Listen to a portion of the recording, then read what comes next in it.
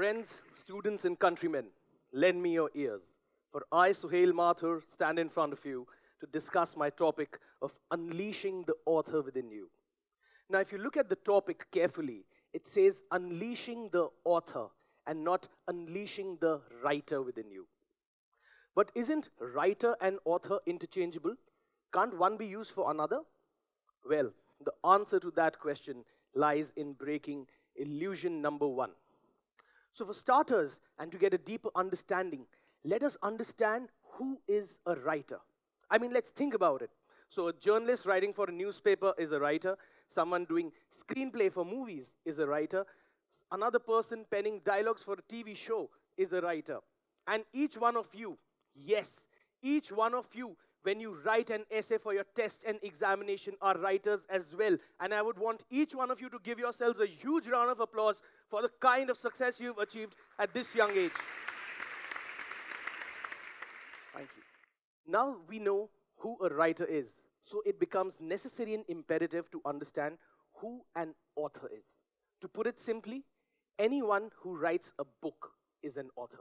So if you've written a book that has got published, you, my dear friend, are an author. So the difference that I'm trying to make over here is that an author can be a writer, but it is not necessary that a writer may be an author. So now that we have the difference clarified over here, it is important that we move to our next illusion, which is, why does one write? Now, this is a question which does not have any hard or fast answer because it depends on the person you're asking. For some, money is of prime importance. For others, it is fame. And for some others, it is adulation. But are these three the only reasons as to why someone writes a book? Well, it's time to break illusion number two. So talking about my personal experience, ever since I was a young boy, extremely fascinated and inclined towards writing. My parents had the flair for the languages. In fact, my father is an editor of repute and has ghostwritten for several celebrities across the country. And I myself was a member of my school's debating forum and editorial board.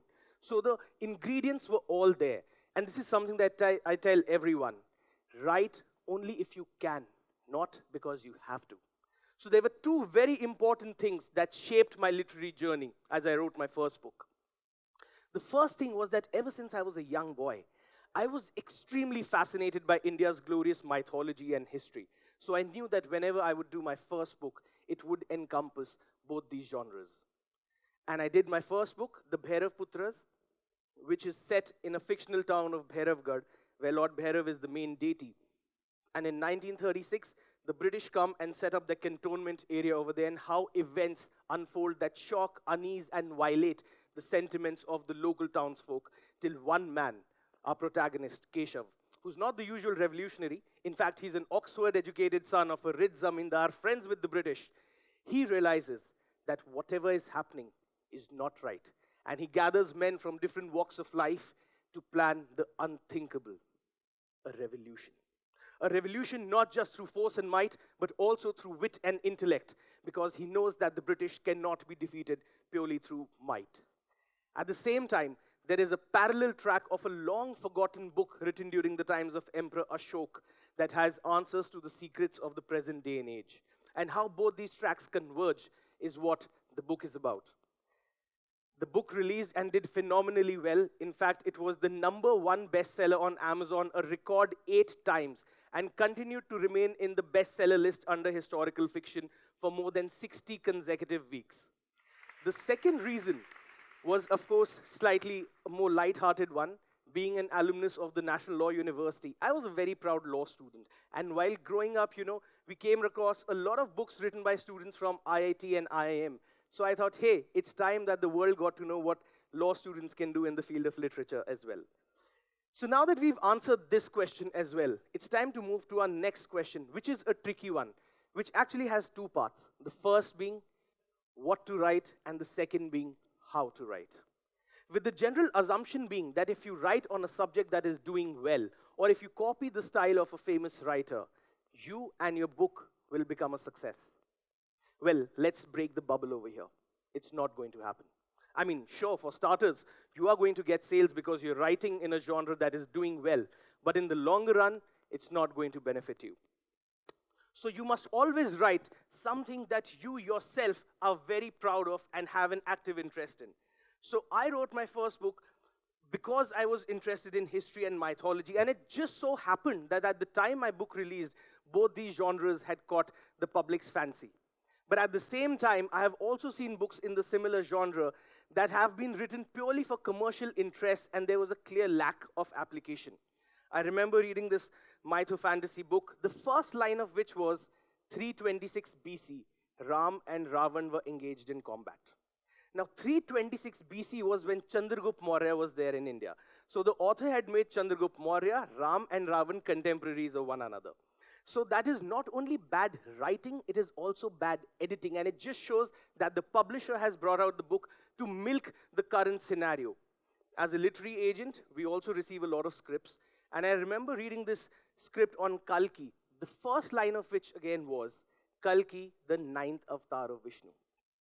Now I'm sure we all know that Kalki is the glorious and legendary 10th avatar of Vishnu. So if you make such a colossal error in your first line, the publisher is not going to read the second one. So it becomes necessary and imperative that you know your subject. So how do you solve this conundrum?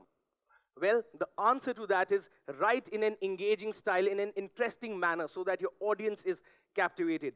So when I wrote my second book, The Hunt for Rama's Bow, Adventure 1 of the Vishnu Chronicles, my basic idea was to make mythology accessible to the youth. So if you look at the book is set in 2020, the characters are all modern, the weapons are not swords or shields, but mobile phones and modern day gadgetry. And the persistent question throughout the book is, what if? What if someone like you and me in the present day and age came across a Rakshas, an Asur, or a monster from Hindu mythology? What would we do? And this really gave me an idea to play around with a lot of riddles in my book, and I could also convey what I wanted to in an interesting manner. The case in point being that it is generally believed that Lord Ram was from India and Ravan from Lanka. But to tell you something, not only were they from the same country, they were from the same state. Surprised? Well, let me explain. Lord Ram was born in Ayodhya, which is in UP. Now, Ravan was born to a sage called Visrav, on whose name there is a village found today called Bisrak, which is in present-day Greater Noida. So yes, Ravan was actually from Greater Noida. Kuber was the ruler of Lanka. Ravan defeated Kuber and became the king of Lanka. So he was not a native of Lanka. He was a native of Greater Noida. In fact, if you do more research, you'll get to know that Ravan's wife Mandodari came from a place called Mayapuri, which is present-day Meerut. And if you go to Rajasthan, you'll find a place called Ravan Ka Tila, which is believed to have been the place where Ravan and Mandodari got married. So, if you bring out these interesting facets in an equally interesting manner, you have successfully penetrated your reader base and have carved a niche for yourself. Another important thing that I do see is that, a lot of aspiring authors want to copy the style of successful authors. Now, there is no harm in getting inspired, but the moment you start copying is when you lose your originality and you become mere clones of one another. And when these two things happen, the future is really very, very bleak. Which brings me to my next illusion. And this is an illusion about which a lot of people have spoken. The general belief is that in order to send out your book to a publisher, you must take printouts of your manuscript, share a hard copy with them, and only then would you get a response. Well, yes. At one point of time, publishers did accept only hard copies. But the key word over here is at one point of time. With the advent of technology, internet, and emails, the world has become a very easy place to work with, and the publishers are more than happy to accept electronic submissions. Over here, I must add that the role of a literary agent is very important. Not because I am one, but because I genuinely believe in it. You see, what happens is that on several occasions, publishers reject scripts without actually even reading them. And this is something they have themselves told me because they receive so many books. So when we send it out to the publishers, we don't send it to the editorial or the submission IDs as a normal author would. I mean, I know these people personally, so I send it out on their personal IDs. So how that helps is that A, the response time is faster, and B, whatever is the response, at least you know that it's based on merit and is a fair evaluation. Literary agents are also needed to create the right kind of pitch for your book so that it gets noticed. Now, say we take an example of a book like Harry Potter. Now, what would a one-line pitch for Harry Potter be? It could be the story of a boy who wants to take revenge for the murder of his parents. Now, is this one line correct?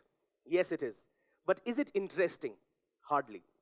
But what if we were to tweak this a little and bring out the one-line pitch of Harry Potter as the story of an orphan boy ill-treated by his relatives, rescued by a mysterious man, and enrolled in a school full of mystery, magic, and wizardry, for him to achieve his true destiny and rise like a hero with the help of his best friends and kill the supremely evil power.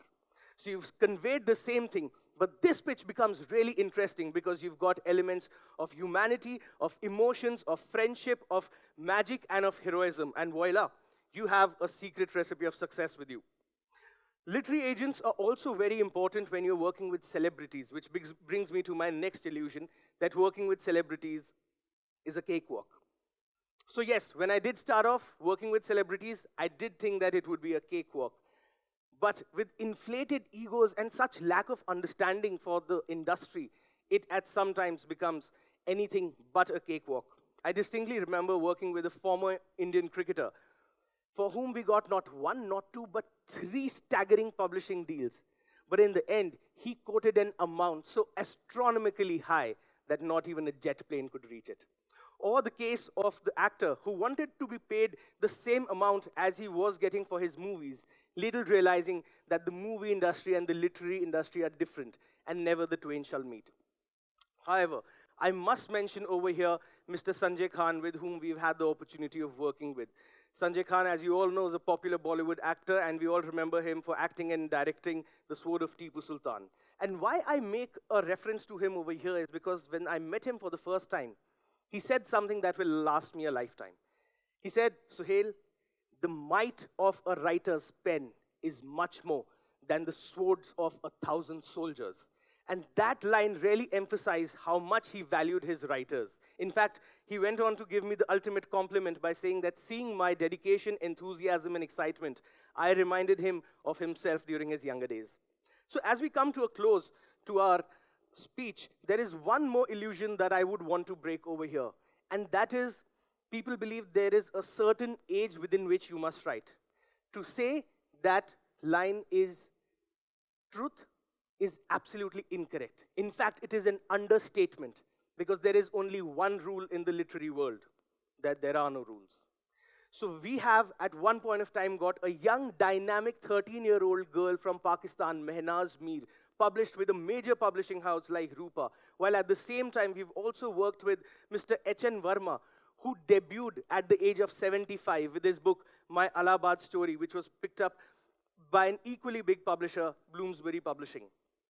So the point that I'm trying to make over here is that literature has the power to change the course of history. Literature has the power to change lives.